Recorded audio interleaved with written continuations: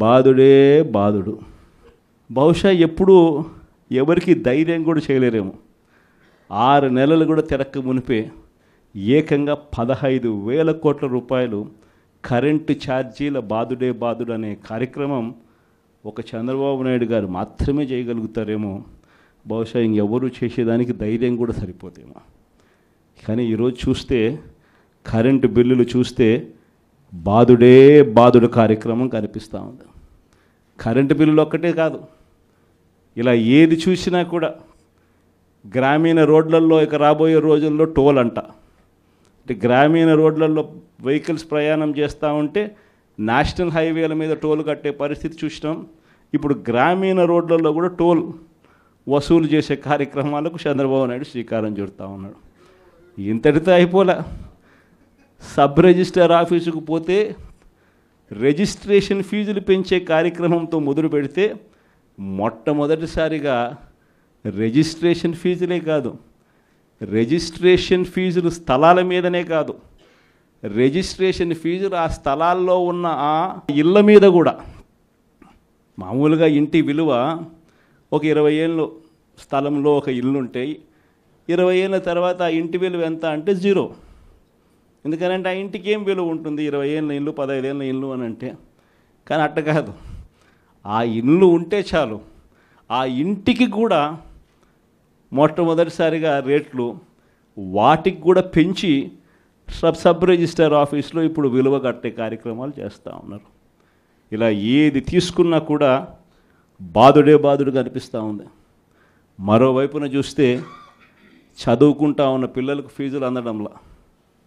చదువుకుంటా ఉన్న పిల్లలకు మామూలుగా జనవరి, ఫిబ్రవరి, మార్చికి సంబంధించిన క్వార్టర్కి సంబంధించిన విద్యా దీవెన మామూలుగా మేలో ఇవ్వాలి, ఏప్రిల్లో వెరిఫికేషన్ చేయాలి, మేలో మామూలుగా ఫీజులు వెనక్కి ఇవ్వాలి, ఫీజులు ఇవ్వాలి ఆ పిల్లల తల్లుల ఖాతాల్లోకి. మనం ఉంటే అదే జరిగేది. జనవరి, ఫిబ్రవరి, మార్చికి సంబంధించి ఏప్రిల్లో వెరిఫికేషన్ చేసి మేలో ఇచ్చే పరిస్థితి. కానీ మొట్టమొదటిసారిగా ఎవ్రీ క్వార్టర్ అంటే ప్రతి 3 నెలలకు ఒకసారి మన హయాంలో చదివించే తల్లిదండ్రుల ముఖంలో చిరునవ్వు చూస్తూ ఏ పిల్లాడి చదువు కూడా ఆగిపోకుండా అడుగులు వేస్తూ ప్రతి 3 నెలలకు ఒకసారి మనం ఫీజులు ఇస్తూ ఉన్న కార్యక్రమం విద్యా దీవెన, వసతి దీవెన కింద మనం ఇస్తూ ఉంటే ఈరోజు మొట్టమొదటిసారిగా జనవరి, ఫిబ్రవరి, మార్చి బాయ్, ఏప్రిల్, మే, జూన్ బాయ్, జూలై, ఆగస్ట్, సెప్టెంబర్ బాయ్, అక్టోబర్, నవంబర్, డిసెంబర్ బాయ్, మొత్తం 4 క్వార్టర్స్కి సంబంధించిన ఫీజులు 700 కోట్లు ఇంటూ 4 అంటే 2,800 కోట్లు డ్యూ.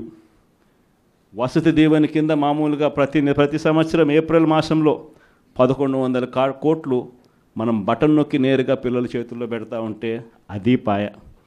మొత్తానికి విద్యా దీవెన, వసతి దీవెన కింద 3,900 కోట్ల రూపాయలు చంద్రబాబు నాయుడు గారు ప్రభుత్వం వచ్చిన తర్వాత ఫీజులు అందక మొట్టమొదటిసారిగా పిల్లలు చదువులు మానేస్తూ ఉన్న పరిస్థితి ఈరోజు కనిపిస్తూ ఉంది.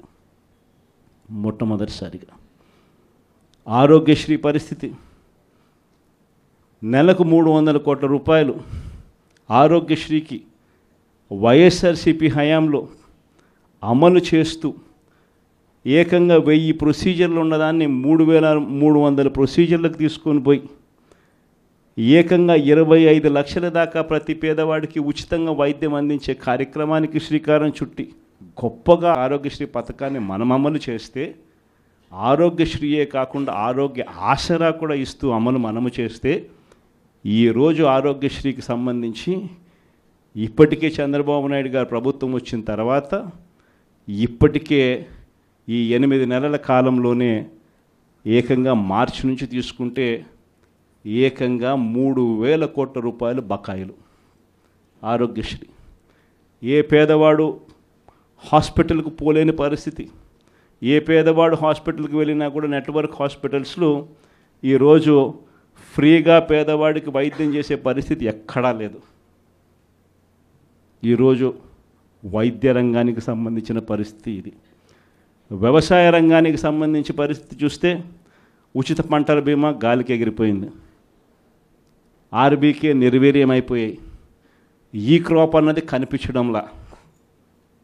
రైతు భరోసా కింద రైతులకు పెట్టుబడి సహాయం కింద మన హయాంలో రైతులకు తోడుగా ఉంటూ రైతుకు అండగా ఉంటూ పెట్టుబడి సహాయంతో తోడుగా అందిస్తూ ఉంటే పెట్టుబడి సహాయం ఇచ్చేది పక్కకి వెళ్ళిపోయింది. ఆయన ఇస్తానన్న 20,000 రూపాయలు గాలికి ఎగిరిపోయింది. అసలు ప్రభుత్వం అంటే ఏమిటి? విద్య, వైద్యం, వ్యవసాయం, ఈ 3 రంగాలతో పాటు గవర్నెన్స్, ఈ 4 రంగాలను చూసుకోవడమే ప్రభుత్వం అంటే బాధ్యత. ఈ 4 రంగాల పరిస్థితి ఈరోజు ఎలా ఉందా? విద్య గాలికి ఎగిరిపోయింది, వైద్యం గాలికి ఎగిరిపోయింది, వ్యవసాయం గాలికి ఎగిరిపోయింది. ఈరోజు గవర్నెన్స్ చూద్దామనంటే రెడ్ బుక్ రాజ్యం జరుగుతూ ఉంది. ట్రాన్స్పరెంట్గా డోర్ టు డోర్ డెలివరీ జరిగే పరిస్థితి నుంచి, ఇంటి వద్దకే పాలన దగ్గర నుంచి ఈరోజు తెలుగుదేశం పార్టీ కార్యకర్తల చుట్టూ తిరగాల్సిన పాలన మళ్ళీ స్టార్ట్ అయింది. ఈరోజు జరుగుతూ ఉన్న గవర్నెన్స్. మరి ఇలాంటి నేపథ్యంలో మనం అంతా కలుస్తూ ఉన్నాం. మరి మీరే చెప్పండి, ప్రజలకు తోడుగా మనం ఉండాలి కదా, ప్రజలకు అండగా మనం నిలబడాలి కదా. ప్రజలకు తోడుగా నిలబడగలిగినప్పుడే వాళ్ళ మీద ఉన్న వ్యతిరేకత మన మీద, మన నాయకుల మీద సింపతి కింద కన్వర్ట్ అవుతుంది. ఈ సంక్రాంతి కల్లా పార్టీ నిర్మాణం, జిల్లా కమిటీలు, నియోజకవర్గ కమిటీలు, మండల కమిటీలు, ఇవన్నీ మీరు సంక్రాంతి కల్లా మీరు అన్నీ కూడా పూర్తి చేసే కార్యక్రమాలు చేయండి. దాని తర్వాత జనవరి, ఫిబ్రవరి నుంచి, జనవరి చివరిలో కానీ ఫిబ్రవరి మొదటి వారం నుంచి కానీ నా ప్రోగ్రాములు కూడా స్టార్ట్ అవుతాయి. నేను కూడా జిల్లాలకు వస్తాను, నేను కూడా జిల్లాల్లోనే నిద్ర చేస్తాను. ప్రతిరోజు ఒక 2 నియోజకవర్గాలు చొప్పున కార్యకర్తలందరితో కూడా మమేకమయ్యే కార్యక్రమం చేసే కార్యక్రమానికి శ్రీకారం చుడతాను. నా ప్రోగ్రాంలో ఒకసారి స్టార్ట్ అయిన తర్వాత మండల స్థాయి నుంచి గ్రామ స్థాయి దాకా పార్టీ బలోపేతం చేసే విధంగా చర్యలు తీసుకునే కార్యక్రమానికి మనం శ్రీకారం చుడతాం. విలేజ్ కమిటీసు, బూత్ కమిటీసు, వీటిని సంబంధించి ఎలా వీటిని అన్నిటినీ కూడా బలోపేతం చేయాలి, వీటిని అన్నిటినీ ఆర్గనైజ్డ్ పద్ధతిలోకి ఎలా తీసుకుని రావాలి.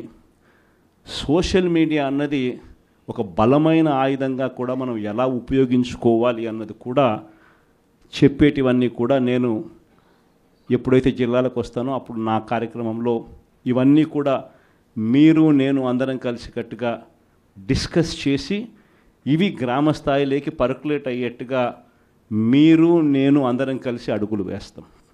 ఎందుకనంటే ఈరోజు మనం యుద్ధం చేసేది ఒక చంద్రబాబుతో కాదు, ఒక ఈనాడు, ఒక ఆంధ్రజ్యోతి, ఒక టీవీ5 ఇలాంటి ఒక చెడిపోయిన ఒక సామ్రాజ్యంతో యుద్ధం చేస్తూ ఉన్నాం.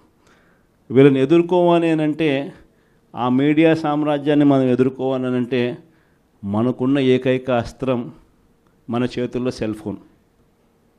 ప్రతి ఒక్కళ్ళం మనలో మన దగ్గర నుంచి మొదలెడితే గ్రామ స్థాయిలో ఉన్న ప్రతి విలేజ్ కమిటీ మెంబర్ దగ్గర నుంచి బూత్ కమిటీ మెంబర్ దాకా ప్రతి ఒక్కరికి కూడా వాళ్ళ ఫోన్ అనేది ఒక ఆయుధం కావాలి.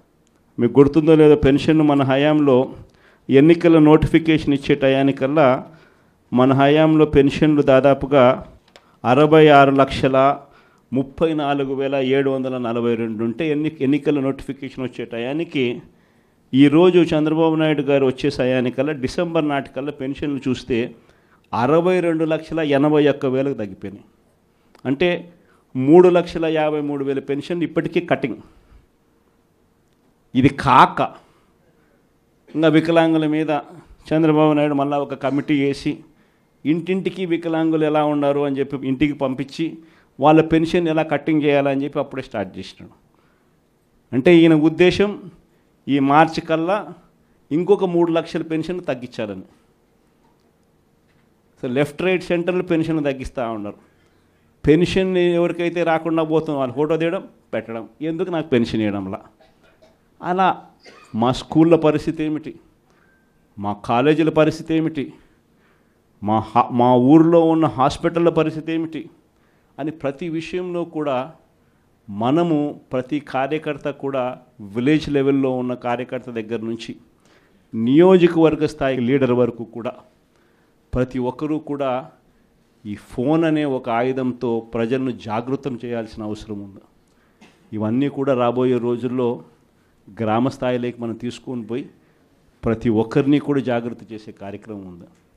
ఇన్ఫ్యాక్ట్ ఇవన్నీ కూడా రాబోయే రోజుల్లో అందరం కలిసికట్టుగా అడుగులు వేసి చంద్రబాబు నాయుడు గారి ప్రభుత్వాన్ని గట్టిగా నిలదీసే కార్యక్రమం చేయాలి. బహుశా కార్యకర్తలకు సంబంధించి ఇంతవరకు ఒక మాదిరిగా చూసాం. కార్యకర్తలను ఇక్కడ కాదు, కార్యకర్తలను ఇంకా గొప్పగా చూసుకునే కార్యక్రమం కూడా జరగాల అని చెప్పి కూడా ఆలోచన చేస్తాను. మీ అందరికీ కూడా నేను ఈ విషయం భరోసా ఇచ్చి కూడా చెప్తా ఉన్నా. ఈసారి మాత్రం కార్యకర్త అనేవాడు వైఎస్ఆర్సీపీ జెండా మోసిన ప్రతి ఒక్కరికి చెప్తా ఉండా, ఈసారి జగన్ మీకు ఖచ్చితంగా భరోసా ఇస్తాడని చెప్పి మాత్రం హామీ ఇస్తాను. ఎందుకనంటే ఈ మాదిరిగా ఎప్పుడు కూడా పరిస్థితి ఎప్పుడు చూడలా, మొట్టమొదటిసారి చూస్తూ ఉన్నాం ఈ మాదిరిగా పరిస్థితి. వీళ్ళంతకు వీళ్ళే కొడతా ఉన్నారు, వీళ్ళంతకు వీళ్ళే దొంగ కేసులు పెడతా ఉన్నారు, వీళ్ళంతకు వీళ్ళే మ్యానుఫ్యాక్చర్ చేస్తూ ఉన్నారు కేసులు, వీళ్ళంతకు వీళ్ళే విట్నెస్లు మ్యానుఫ్యాక్చర్ చేస్తూ ఉన్నారు, వీళ్ళంతకు వీళ్ళే కేసులు పెడతా ఉన్నారు. ఒక మనిషిని ఏకంగా 10 చోట్లకు తిప్పుతూ ఉన్నారు. శ్రీకాకుళం నుంచి మొదలు పెడితే కర్నూలు దాకా ప్రతి జిల్లాలోనూ 4 రోజులు 3 రోజులు పెట్టుకుంటూ తిప్పుతూ పోతూ ఉన్నారు. ఇది నిజంగా మారాలా? ఈ కళ్ళెదుటే కనిపిస్తూ ఉన్న ఈ కార్యక్రమాలు ఇవన్నీ చూస్తూ ఉన్నప్పుడు మాత్రం నిజంగా మీ అందరికీ నేత్రం ఖచ్చితంగా ఈ భరోసా ఇస్తా, ఖచ్చితంగా నేను చెప్తా ఉన్నా ఈ మాటలు.